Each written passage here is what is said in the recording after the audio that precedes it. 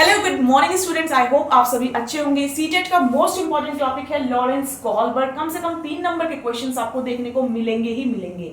इन्होंने theory of moral development की बात करी, यानी नैतिकता का विकास कैसे होता है एक व्यक्ति के अंदर। ये एक अमेरिकन साइकोलॉजिस्ट थे। इन्होंने बताया कि देखो, बच्चा है ना, या जो कोई व्यक्ति है, उसके अंदर नैतिकता का जो विकास है वो बहुत धीरे धीरे होता है और लेवल्स में होता है। उसकी चर्चा हम आगे करेंगे। पहले हम ये जान लेते हैं कि नैतिकता यानी मोरालिटी है क्या। किसी भी व्यक्ति के अंदर जो ये गुण है, जो ये क्षमता है, सही या गलत डिसीजन लेने की जो क्षमता है, उसी को हम मोरालिटी कहते हैं। जब बहुत सारी सिचुएशंस ऐसी आती हैं, आपने भी फेस की होंगी, जिसमें हमें सही या गलत डिसीजन लेना पड़ता है, इसी को हम मोरालिटी कह लेते हैं। ठीक है, इन्होंने अपना एक्सपेरिमेंट प्रूव करने के लिए हाइंस डिलेमा दिया। ठीक है, हाइंस डिलेमा, डिलेमा यानी दुविधा। ठीक है, इन्होंने हाइंस नाम के व्यक्ति की एक कहानी के माध्यम से अपनी जो मॉरल थ्योरी है, मॉरल डेवलपमेंट की थ्योरी है, उसको समझाने की कोशिश करी। कैसे, आइए जानते हैं। ठीक है, तो अपनी थ्योरी को एक्सप्लेन करने के लिए इन्होंने एक मॉरल सिनेरियो क्रिएट किया, जिसे हाइंस डिलेमा के नाम से जाना जाता है। हाइंस नाम का एक व्यक्ति था, ठीक है, उसकी जो वाइफ रही उसको कैंसर हो गया। ठीक है, हाइंस की जो वाइफ है उसको कैंसर हो गया, वो हॉस्पिटल के बेड में है, हॉस्पिटल के बेड पर है। डॉक्टर ने हाइंस को एक पर्चा दिया है और कहा है कि ये जो मेडिसिन है ये आप अपनी वाइफ के लिए लेकर आइए, तो ही आपकी जो वाइफ है वो बचेंगी। जब हाइंस केमिस्ट स्टोर पे जाता है अपनी बीवी के लिए दवाई लेने, तो वहां पर जब वो पर्चा देता है, जो केमिस्ट होता है वो उससे कहता है 50,000 रुपए की ये दवाई है। हाइंस ऑलरेडी बिल्कुल टूट चुका है, क्योंकि इतना खर्चा उसका कैंसर के इलाज में हो चुका है अपनी वाइफ के लिए, कि उसके पास अब पैसे नहीं है। उसके पास मात्र मान लेते हैं 5 या 10,000 रुपए। तो वो केमिस्ट से रिक्वेस्ट करता है कि प्लीज आप मुझे इतने ही पैसों में दवाई दे दो, मेरे पास दवाई के पैसे नहीं है, प्लीज आप मेरी हेल्प करो। लेकिन केमिस्ट उसके रिक्वेस्ट को अबॉर्ट कर देता है या ठुकरा देता है। वो कहता है नहीं भैया, पैसे दे और दवाई ले। तो इन्होंने यहाँ पे लाके अपनी जो कहानी है उसके नीचे फिर क्वेश्चंस पुटअप करे कि क्या हाइंस को दवाई चुरा लेनी चाहिए, या फिर क्या हाइंस को अपनी वाइफ को मरने देना चाहिए। अब हाइंस क्या करेगा? तो हाइंस किसमें है? डिलेमा में है। ठीक है, हाइंस इस व्यक्ति का नाम है, जिसे इन्होंने अपनी मॉरल डेवलपमेंट की थ्योरी को कहानी के माध्यम से समझाने के लिए एक एक्सपेरिमेंट के तौर पे कह लो, या फिर कैसे भी कह लो, कि इन्होंने इसको दिया, एक मॉरल सिनेरियो क्रिएट किया। प्लस इन्होंने ग्रुप्स ऑफ स्टूडेंट्स पे इन्होंने एक्सपेरिमेंट भी किए थे। लेकिन इन्होंने सिर्फ आदमियों यानी मेन की मोरालिटी पे एक्सपेरिमेंट किए थे, विमेन पे इन्होंने एक्सपेरिमेंट नहीं किए, जिसके लिए इनको लेटर ऑन क्रिटिसाइज भी किया गया था। ठीक है, तो यहां से भी क्वेश्चन पूछा जाता है कि इनको क्रिटिसाइज किस लिए किया गया।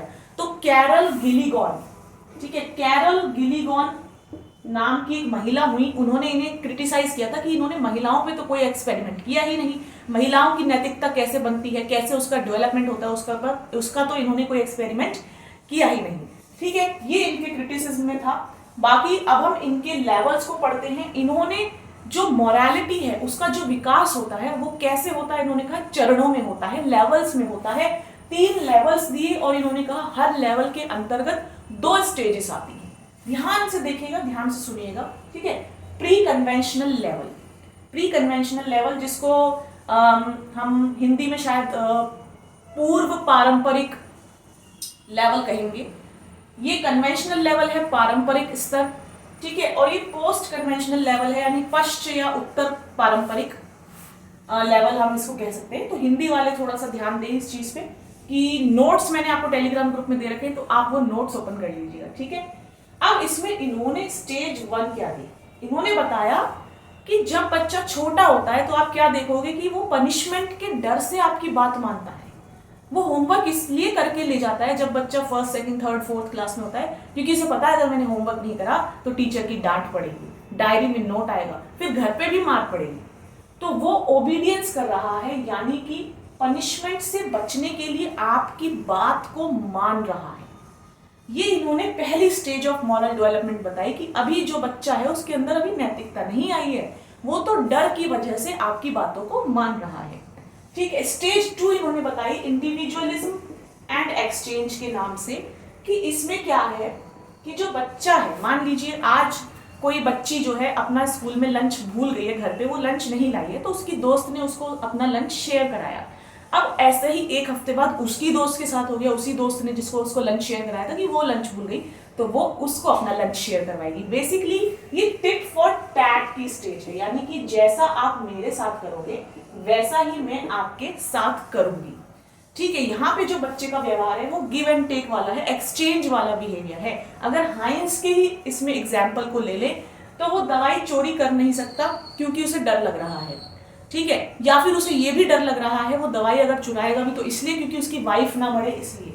बेसिकली अगर वो रूल्स को फॉलो कर रहा है कि वो दवाई चुरा नहीं पा रहा, केमिस्ट से रिक्वेस्ट कर रहा है, क्यों? क्योंकि उसे पनिशमेंट का डर है कि फिर मुझे सजा मिलेगी, ठीक है।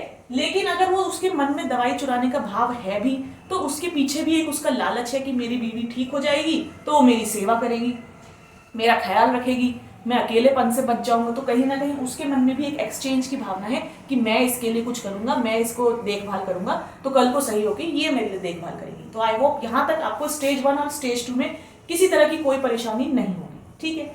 नेक्स्ट है कन्वेंशनल लेवल।